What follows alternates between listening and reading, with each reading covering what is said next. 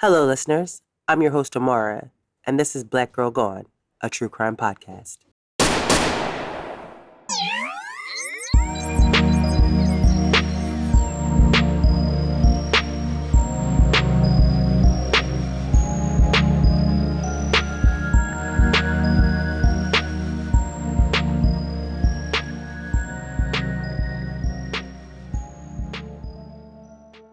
On this episode of Black Girl Gone, we tell the story of 18-year-old Rena McClerkin, who disappeared from Kokomo, Indiana on October 11th, 2016. The day Karina was last seen, she told her grandmother she was going to a party with a male friend, but Karina's family never saw her again. Witnesses said they saw Karina get into a car at a local gas station, but no one knows who was driving the car. Now, almost 6 years later, Karina is still missing, and her family says local police have done very little to help them find out where Karina is and what happened to her. They are asking the FBI for help. This is Karina's story.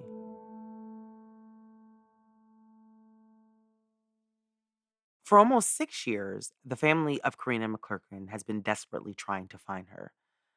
I will never not be surprised by the number of black and brown girls that go missing without a trace.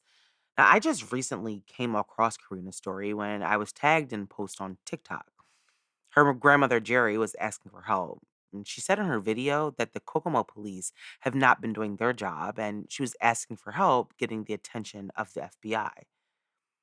Before a few days ago, I had never even heard of Kokomo, Indiana. So I had definitely not heard of Karina's story. But as I started to look into what happened, I found not only the story of a beautiful young woman, I found the story of a family that had been destroyed by her disappearance and the lack of care and concern they had received from their local police. Sadly, their story is not unique. So many families of the missing have said similar things. Even in small towns that don't have high crime rates that may be spreading the local police thin, they still can't get the attention that these cases deserve. I don't know what it takes for the FBI to get involved in a missing person case if the local police don't ask. But I do know that giving these cases as much attention as possible helps get the attention of the right people. When I hear stories like Karina's or like Chiquita's and Vicky's from last week's episode, it really makes me wish that I started doing this podcast years ago because their families have been asking for attention for years. And although there were local news organizations that picked up their stories, they never got the national attention that perhaps could have made a difference. For the past almost 6 years, Karina's family has been asking for that attention. They have accepted that Karina may no longer be alive, but they have not accepted not knowing what happened to her. In 2016, Karina was 18 years old and living in Kokomo, Indiana. At just 18, Karina had been through a lot, according to her grandmother, Jerry. Karina was born on September 26, 1998, and she lived most of her young life in Kokomo. Her father, James, who was Jerry's son, said that Karina was outspoken, but she was also a kind and considerate person. Karina lived with her father in Kokomo and was one of several children. At some point, James moved his family to a different town, according to reports. After the move, however, Karina began to act out. It's not clear how old Karina was when she started to exhibit some rebellious behavior, but she decided that she no longer wanted to live with her father, and so she moved back to Kokomo to live with her mom. However, once Karina was back in Kokomo, she continued to head down the wrong path, according to Jerry. It's not clear what Karina's upbringing was like, but we do know that a teenager acting out is not unique. I'm sure that there are a lot of people listening right now that acted out as teenagers. I don't know much about Kokomo, seeing that I just found out it existed, but it is a small city and no shade, but there usually isn't a ton to do in small cities like Kokomo. The term idle hands are the devil's playground is especially true for teens. They need constructive things to do because it's really easy for them to be influenced by their peers, especially in negative ways. And if you combine that boredom with unhappiness with your home life, whether it's real or imagined, it can be a ticking time bomb. Like I said, I don't know why Karina began to act out, but once she moved back to Kokomo, things for Karina got worse. Her grandmother Jerry said that she started to notice that Karina was hanging out with an older crowd. Now, Karina had just turned 18 when she disappeared, and so when all this began, she was really just a young teen. Karina began using drugs and alcohol, according to Jerry, and soon her life was spinning out of control. Jerry, who was witnessing what was happening to her granddaughter, was worried about her and the path that she was headed down. Jerry told Dateline back in 2017 that she tried to talk to Karina. She said that she told her that there were bigger things in life and that she had her whole life ahead of her. Once someone starts struggling with addiction, it can be hard to pull them out of it.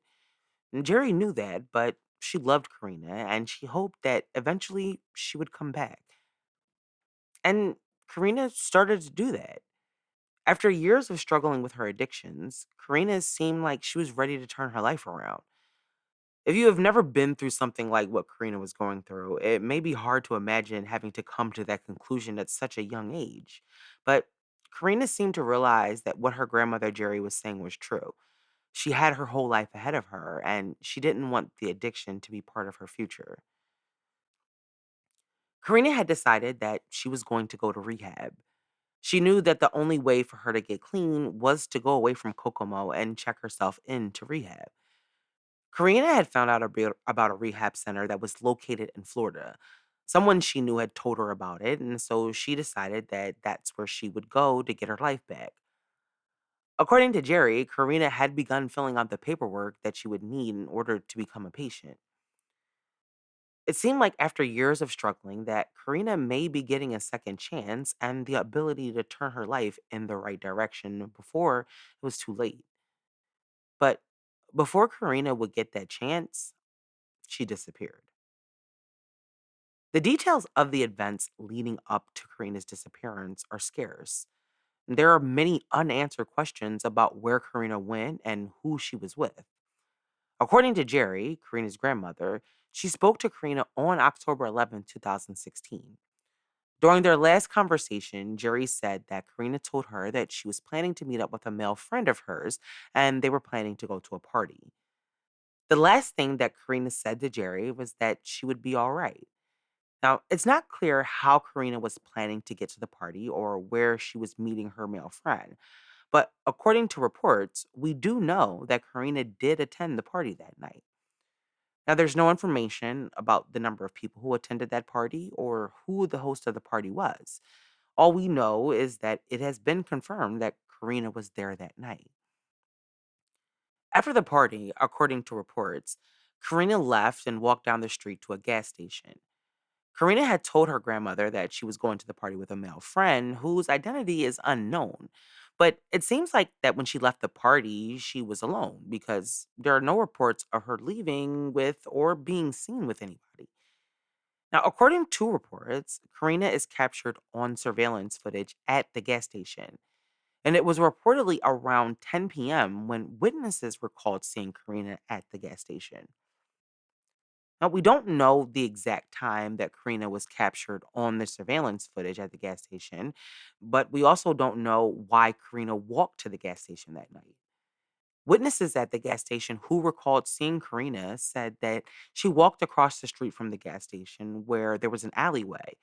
They said she then got into a car and that car drove away. And that was it. Karina was gone. And no one knew who was driving the car that she left in. The witnesses at the gas station would be the last known people to ever see Karina. After missing for 2 days with no contact with her family, Karina's family reported her missing to the Kokomo police.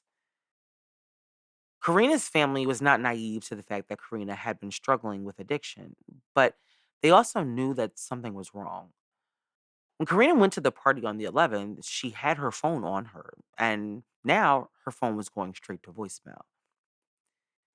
If anything, Karina's addiction may have caused her family to worry even more because of the plethora of possibilities. But when her family found her ID and the papers for the rehab that she was planning to go to left behind, They knew that wherever Karina was, she wasn't there voluntarily. Immediately, Karina's family started to search for her. James, Karina's father, came to Kokomo from an hour away where he lived to help search for his daughter. The family immediately began printing missing person flyers and they started organizing searches around Kokomo. They turned to the local media to help in finding Karina also, and many of the local news organizations did cover Karina's story in the days after she went missing. But the attention really only brought in rumors, and nothing led them closer to Karina.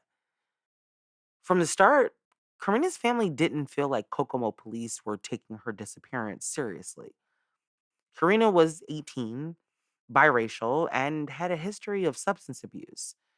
Her family felt like the police felt like she wasn't a priority. The police, however, denied the allegations and they said that they were investigating what happened to Karina.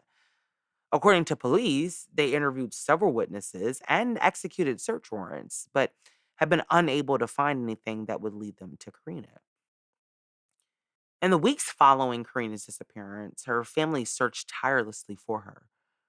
Her disappearance was tearing her family apart, and they were spending every day searching for Karina, but they were getting very few answers. Rumors surrounding what happened to Karina had been swirling around Kokomo, and as the weeks went by, the hope that Karina would be found safe began to dwindle. In November 2016, a month after Karina disappeared, her father James spoke to WRTV in Indianapolis. And during that interview, you can hear the pain in this father's voice. So often we hear the pain of a mother's loss that we forget that these women often have fathers who care about them just as much. And Karina's father loved his daughter more than anything, and her missing was the worst thing that had happened to him. James didn't know at the time of the interview that he would be spending the next 5 years searching for his daughter. I mean, how could Karina just disappear without a trace? And why was no one coming forward with information?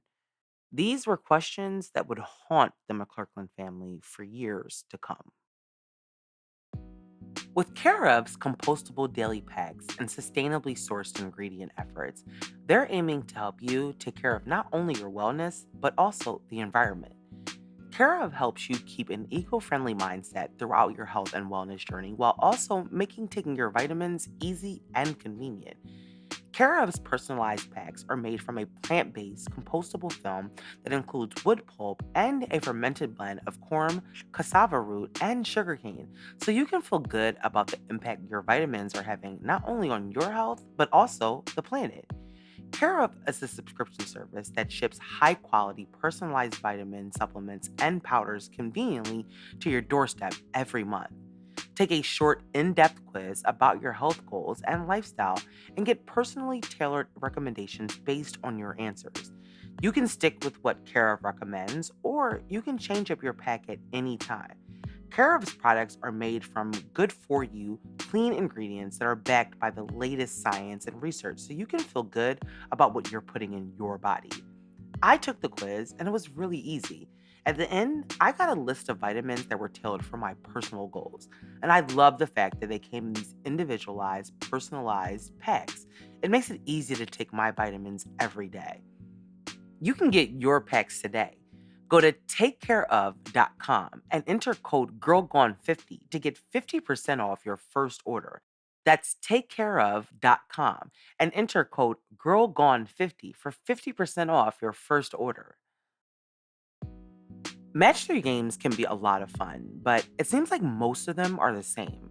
The themes and characters change, but overall, it's the same boring format. Until now. SwitchCraft is a brand new take on Match 3 games. As you play, you unlock pieces of a beautiful, magical, and gripping graphic novel. SwitchCraft is a mobile game with a unique blend of TV worthy writing, choose your own adventure style narratives, and thousands of magical Match 3 levels. I've tried a lot of Match 3 games, but I love the fact that SwitchCraft gives you a storyline to follow and that there are thousands of levels to play. Play your way through hundreds of enchanting Match 3 levels, revealing a dark and winding mystery story. Along the way, you'll find unique characters, a gripping story, and even a little romance. The best part is that your choices in the game determine your outcome in the story, so you're in the driver's seat. Download SwitchCraft for free and unlock the magical mystery. On October 11th, 2016, 18-year-old Karina McClerkin told her grandmother Jerry that she was going to a party with a friend. She told her grandmother not to worry about her and that she would be fine. But after leaving the party, Karina walked to a gas station, got into a car with an unknown person, and was never seen again. In the days and weeks following Karina's disappearance, her father and grandmother and the rest of Karina's heartbroken family searched for her. And despite local police saying that they were investigating Karina's disappearance, her family had become increasingly more frustrated by the lack of movement on her case.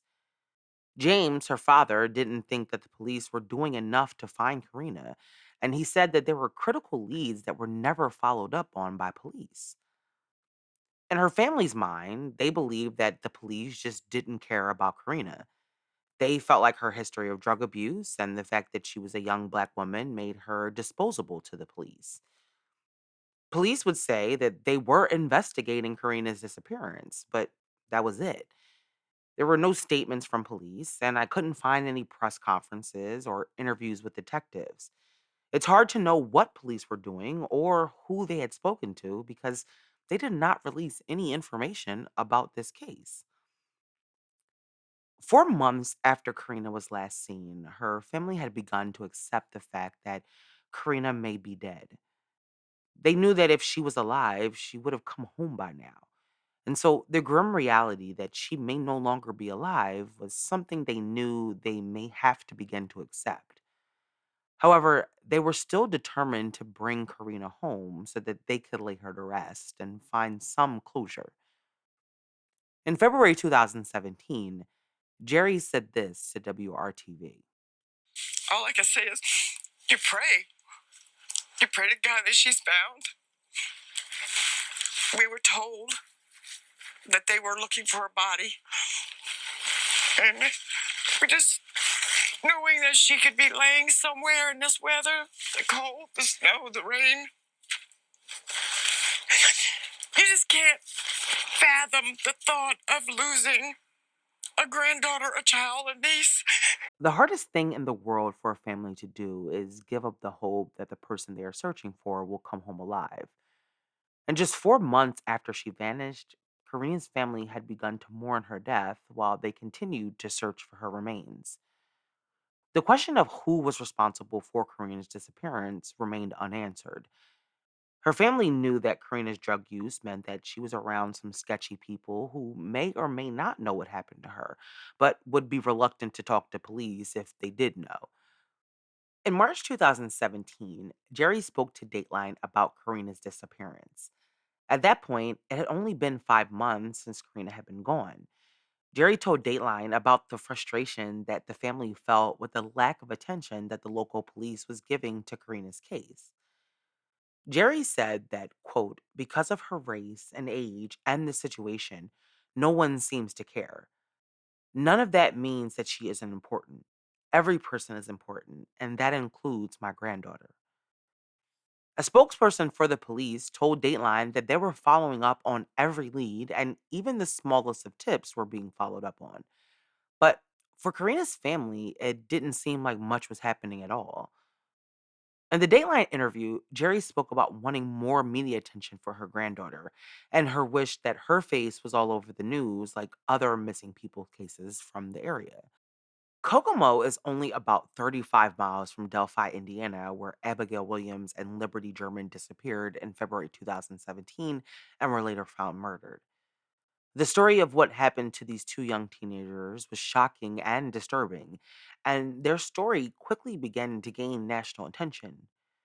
Jerry had watched as Abigail and Liberty's murderers captured headlines, and she couldn't help but wonder why Karina's life didn't matter as much.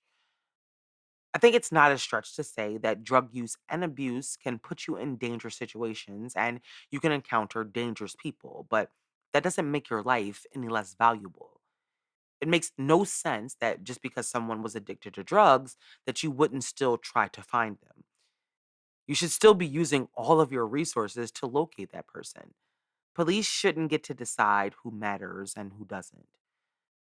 In the weeks and months since Karina disappeared, her father James had been spending so much time in Kokomo looking for his daughter that he lost his job. Finding Karina had become James' whole life. Now, he was able to eventually find a new job, but his primary job was to find his daughter and to bring her home, even if that meant bringing her home to lay her to rest.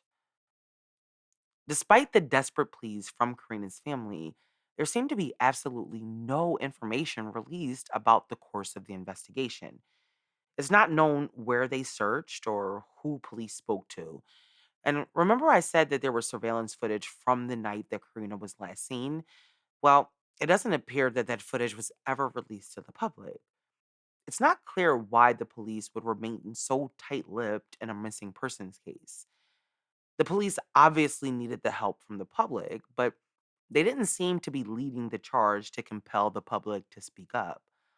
In July 2017, 9 months after Karina's disappearance, a possible break in the case came when the body of a young woman matching Karina's disappearance was found in Illinois.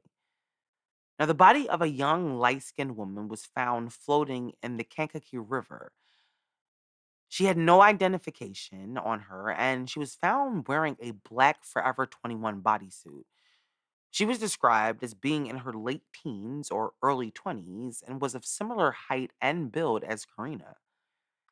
When Karina's family received the news, they thought that there was a possibility that it could be Karina.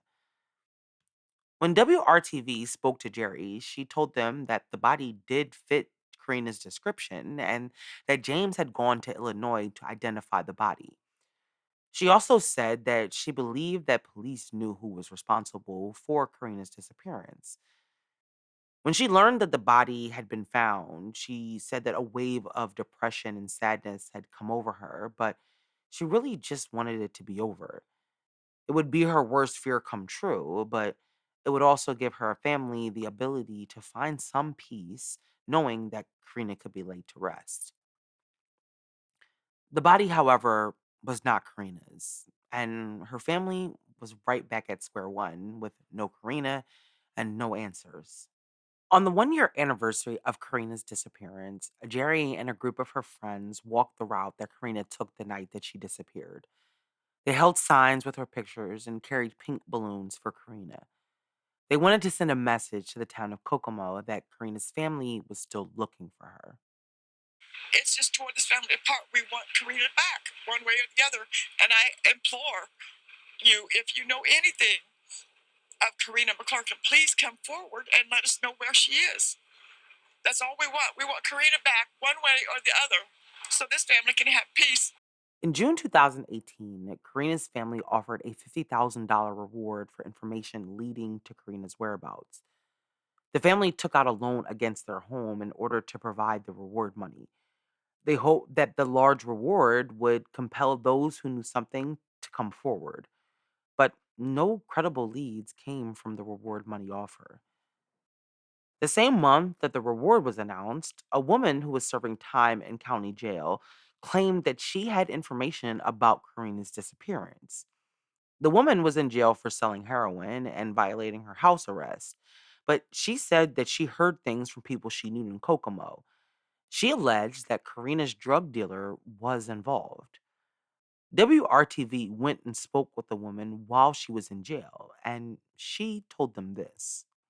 Karina had stolen some drugs from him, how he had paid another individual to give her what they call a hot shot, which is basically either bad dope or way too much so that she wouldn't survive it. After Karina was dead, she told them how her body was disposed of. They wrapped her in a car cover and then they took her out and they threw her in this pond. When asked about the reward money, the woman said that she didn't want the money. She just wanted to help Karina's family find out what happened to her. When the news spoke to the local police, they said that they were looking into the woman's claims and had visited the pond where she alleged that Karina had been dumped. But they never said anything else about what the woman said or any information that they were able to find. Now, a man that lived near the pond told WRTV that police did come out to the pond and said something about a woman overdosing and that she might be buried out there. But he said they never searched the area. When the reward money was announced in June 2018, it was also announced that four separate private investigators had volunteered their time to help find Karina. The leads given to them by the inmate seemed promising, and the disturbing story told by her seemed plausible. But it doesn't seem like anything ever came from the tip. On the 2-year anniversary of Karina's disappearance, her family organized a balloon release at the local park. And again, WRTV was there to cover the memorial. They spoke to James, who, after 2 years, was just as heartbroken as the day his daughter went missing. Keep hope alive. She might come back and knock on the door. Staying strong. She has other siblings. They need to see what a father is and what a man is. We're going to find him one way or another. By the 3rd year of Karina being gone, her grandmother Jerry had given up the desire for someone to be arrested. She just wanted Karina home. She told WRTV, quote, "There doesn't have to be an arrest. All that has to happen is that Karina be brought back, dead or alive. We don't care who done it. We just want her back."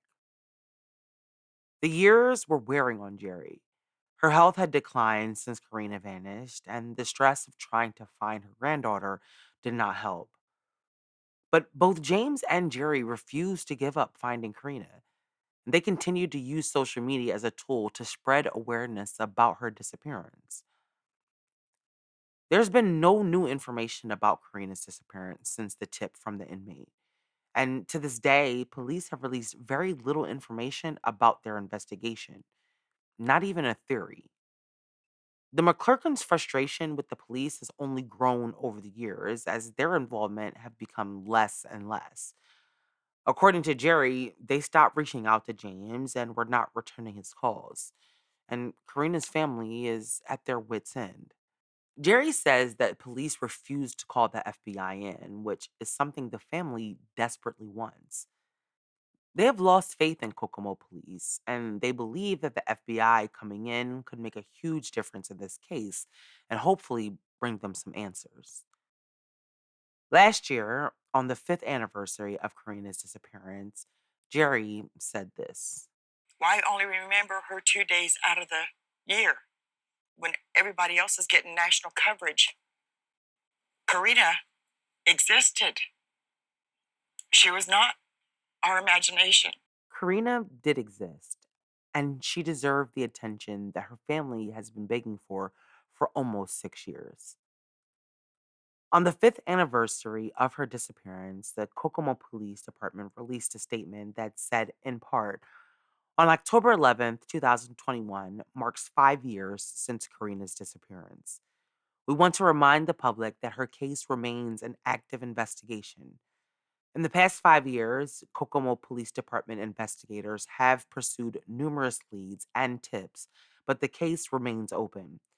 The Kokomo police will continue to search for Karina McClerkin. Kokomo Police Department investigators believe someone knows what happened to Karina McClerkin. This investigation can be resolved and ask that if you know something, say something.